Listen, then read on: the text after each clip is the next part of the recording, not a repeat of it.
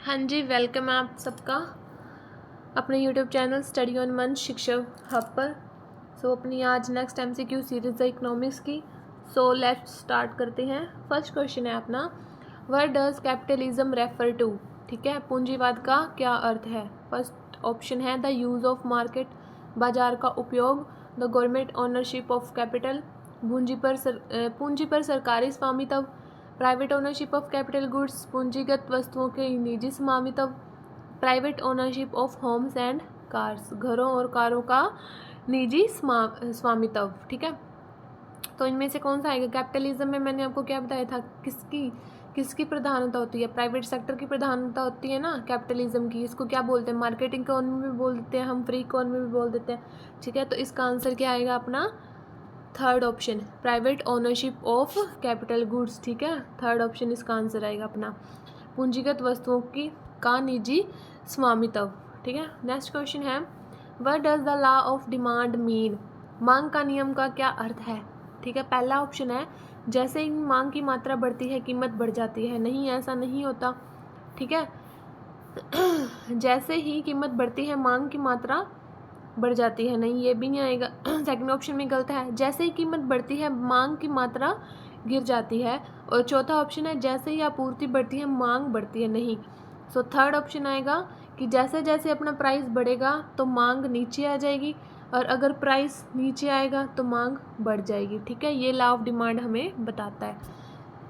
उसके बाद अपना नेक्स्ट क्वेश्चन है, the goal of market economy, pure market economy is to meet the desire of. ठीक है, तो जो शुद्ध बाजार अर्थव्यवस्था होता है उसका क्या लक्ष्य होता है। मेन कंज्यूमर के लिए फ़ायदा करना, कंपनीज के लिए करना, वर्कर्स के लिए करना, या गवर्नमेंट के लिए करना। तो प्योर मार्केट इकोनॉमी का सबसे मेन मोटिव ये होता है कि वो क्या करेगी, कंज्यूमर के लिए वर्क करेगी, कंज्यूमर की डिज़ायर को, इच्छाओं को पूरा करेगी।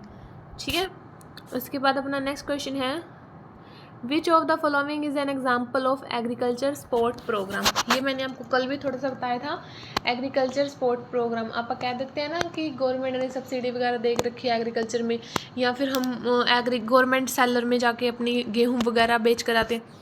तो वो क्या होती है, जो गवर्नमेंट होती है ना, वो मिनिमम सपोर्ट प्राइस सेट कर देती है कि आपको क्या करना है, इससे कम में आपका प्राइस, आपकी कणक नहीं बिकेगी, आपकी गेहूँ नहीं बिकेगी। ठीक है, तो कौन सी एग्रीकल्चर मूल्य समर्थन कार्यक्रम का उदाहरण है। पहला ऑप्शन है प्राइस सीलिंग, कीमत की अधिकतम सीमा।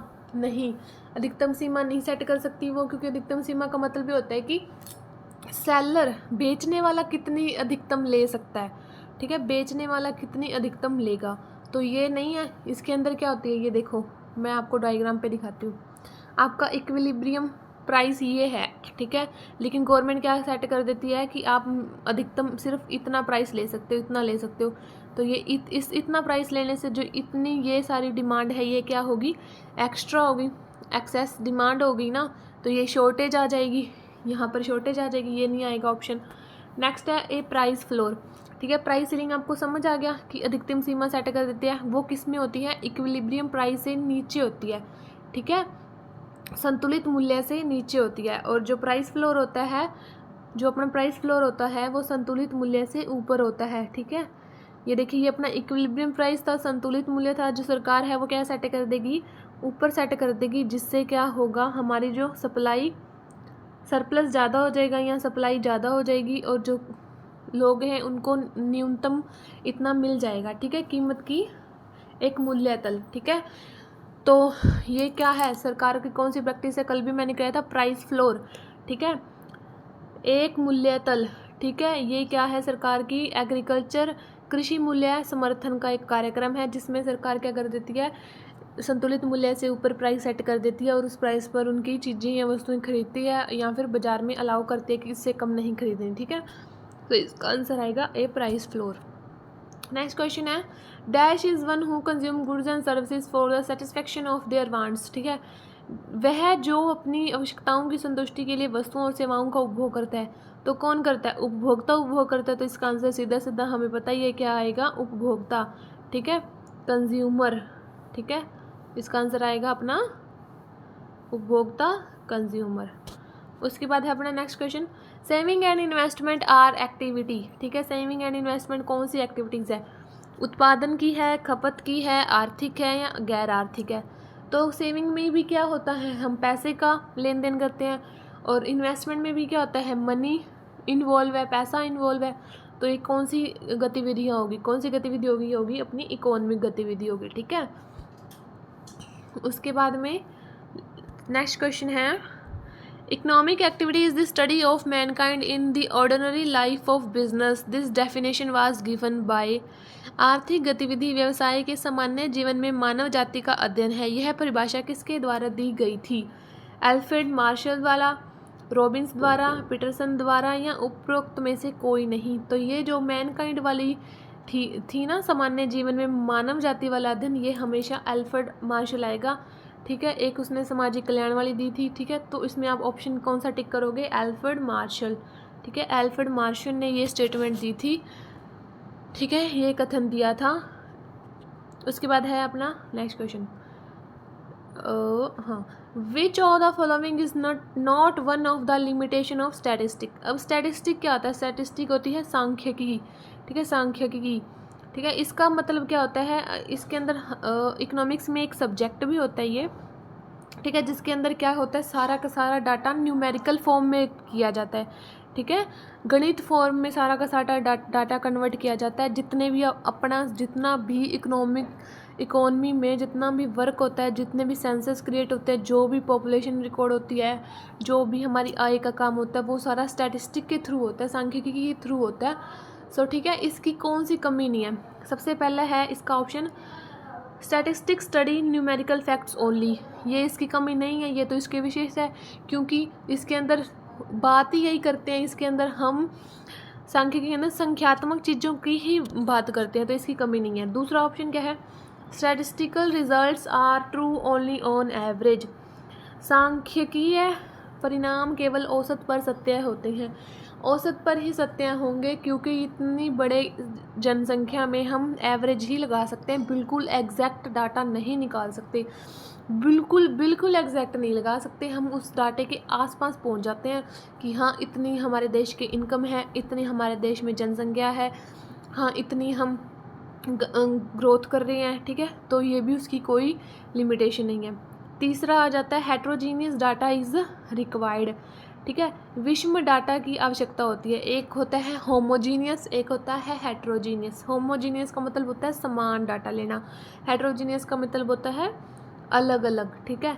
और चौथा ऑप्शन है, स्टैटिस्टिक स्टडी एग्रीगेट्स ओनली, ठीक है। सांख्यिकी केवल समुच्चय का अध्ययन करती है, ये तो करती है, ठीक है। जब अगर वो अकेले इंसान को लेने लगी, सिंगल को काउंट करने लगी, तो हम डाटा रिकॉर्ड नहीं कर पाएंगे, तो हम रिजल्ट पर नहीं पहुंच पाएंगे, तो उसको एग्रीगेट्स ही लेने पड़ते हैं, ठीक है। क्योंकि बहुत बड़ी इकोनॉमी होती है, सिंगल चीज़ पर वर्क नहीं कर सकते, तो एग्रीगेट्स लेकर ही वर्क करना पड़ता है स्टैटिस्टिक के रिजल्ट पाने के लिए। तो इसका ऑप्शन कौन सा आएगा? फोर्थ भी नहीं हो सकता, ये भी उसकी विषय है, तो इसका ऑप्शन आएगा सी आएगा, हेट्रोजीनियस डाटा इज़ रिक्वायर्ड, ठीक है।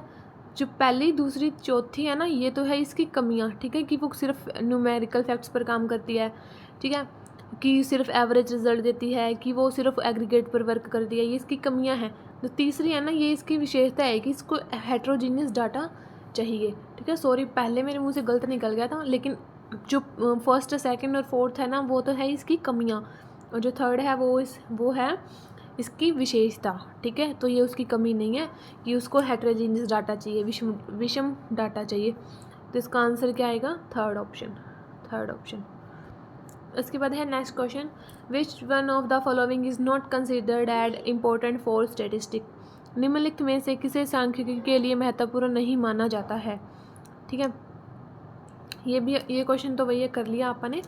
नेक्स्ट देखते हैं, what are the cause of economic problem. ये क्वेश्चन तो फर्स्ट डे से अपना चलता आ रहा है कि आर्थिक समस्याओं के कारण क्या है। अनलिमिटेड ह्यूमन वांट्स, असीमित मानव चाहते हैं। स्कैर्सिटी ऑफ इकोनॉमिक रिसोर्सेज, आर्थिक संसाधनों की कमी है। अल्टरनेटिव यूज ऑफ रिसोर्सेज, संसाधनों का वैकल्पिक उपयोग है। और ये 3 प्रॉब्लम ही मेन है इकोनॉमी के अंदर, अर्थव्यवस्था के अंदर। तो ये आपको मैं फर्स्ट डे से करवा रही हूँ। तो ये क्या आएगा इसके अंदर? उपयुक्त सभी, कि ये सारे क्या हैं, सारी क्या है इकोनॉमिक प्रॉब्लम है, ठीक है। सो उम्मीद है मुझे कि आपको ये समझ आ गया होगा, ठीक है। सो आपको एक ज़रूरी इन्फॉर्मेशन और भी देनी है, ठीक है। आपको एक और इन्फॉर्मेशन देनी है इम्पोर्टेंट, तो क्या है कि हम जो अपना ऐप है शिक्षा हब का जो ऐप है उसके ऊपर आपको इकोनॉमिक्स की, गवर्नेंस की, डिज़ास्टर मैनेजमेंट की, पॉलिटी की, जियोग्राफी की, कंप्यूटर की, इन सब की क्लासेस प्रोवाइड करवा रहे हैं, थ्योरेटिकल पोर्शन भी और MCQ, ठीक है। ये पूरा का पूरा जो कोर्स होगा ये आपको 249 में मिल जाएगा, ठीक है। और आप जल्दी से जल्दी जाके रजिस्ट्रेशन करवा सकते हो 5 जून तक, ठीक है। जो 5 जून के बाद जाएगा उसको एक्स्ट्रा चार्जेस लगेंगे और इसके अंदर मैक्सिमम 50 स्टूडेंट्स के रजिस्ट्रेशन किए जाएंगे। सो प्लीज़ ज़्यादा से ज़्यादा जल्दी से जल्दी अपना रजिस्ट्रेशन करवा लीजिए 249 में। और आपको ये economics, governance, disaster management, environment, polity, geography, computer, ठीक है, पॉलिटी सॉरी हो गया, ये सारे के सारे सब्जेक्ट की PDF मिलेगी, थ्योरेटिकल पोर्शन मिलेगा, MCQ सीरीज़ भी मिलेगी। सो ज़्यादा से ज़्यादा रजिस्ट्रेशन करवाएं ऐप पर जाकर और कोर्स को परचेज़ करें, ठीक है। 5 जून तक का आपके पास टाइम है। ओके, मिलते हैं नेक्स्ट वीडियो में। Thank you so much.